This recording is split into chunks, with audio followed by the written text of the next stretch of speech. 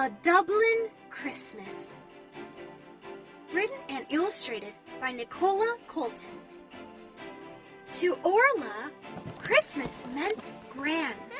She was the magic that brought everyone together. With Gran, there were games, crafts, and songs. Gran lived abroad. This Christmas Eve, she was stuck at the airport because of a storm. Last year, Gran and Orla made gingerbread garlands for the tree. This year, Orla was decorating the tree on her own. Mom and Dad were too busy to help. The tree leaned to one side with a questioning look. "I know," said Orla to the tree. "I miss Gran too. But we have her special fairy lights." Orla wrapped the fairy lights around the tree. She was filled with warm thoughts of Gran. "Ma'am, Dad, come see the tree," called Orla. "Wow," said Dad, rushing in with icing on his jumper. He had been decorating the cake. "Oh, it's gorgeous," said Ma'am. She had sticky tape in her hair from wrapping presents. But then the lights fizzled out. The whole house went dark. "Looks like a power cut," said Dad, peering out the window. "Nothing to do but go to bed early," said Ma'am. "Don't worry, Orla. I'm sure the lights will be back by tomorrow. And Gran is doing her best to get here too," said Dad. But Orla couldn't sleep. She tiptoed down to the tree. Looking at the fairy lights made Gran feel close. Just then, a fairy light blinked on. Then Orla heard a yawn. Moving closer, she saw a tiny fairy unfurl and stretch. She heard another yawn, and another. Soon, lots of sleepy fairies were flitting around Orla. "How?" whispered Orla, rubbing her eyes. "I'm Holly," said the red fairy light. "Your warm thoughts woke us up. They sparkled with Christmas spirit.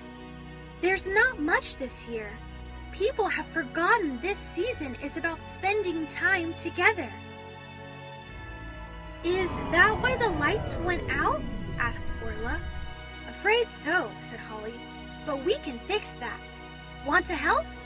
"Of course," said Orla. Orla felt a tingling in her feet, then all over her body. They were flying! She and Holly hovered above the city.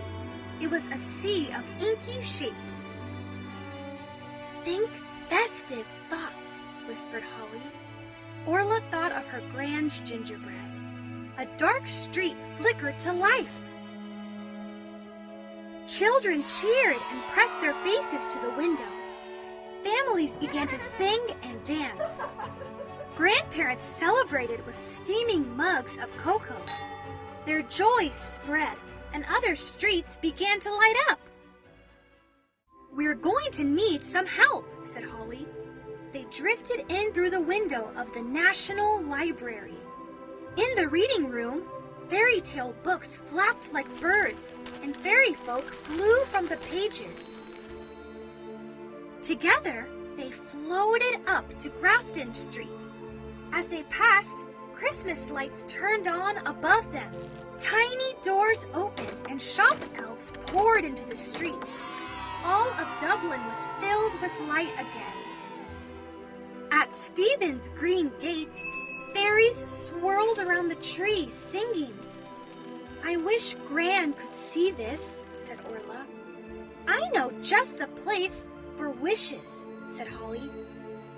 They zipped up to O'Connell Street and landed outside the GPO.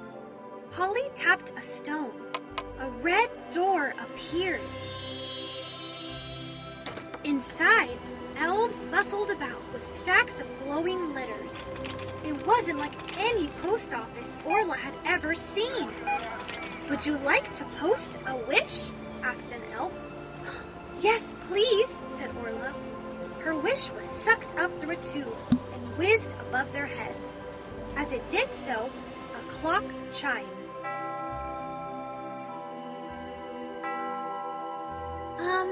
I should get home before anyone notices, said Orla.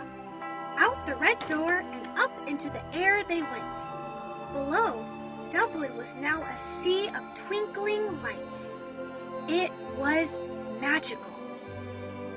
Back in her bedroom, Holly tucked Orla in. What a magical night, said Orla sleepily. Thanks to you, said Holly, and kissed Orla's nose. The next morning, Orla leaped out of bed with excitement. She found Mam and Dad in the sitting room, but Gran wasn't there. How could it be Christmas without Gran? But just then, there was a knock at the door. It was Gran! As Orla and Gran hugged, a fairy light winked at them from the tree. The end.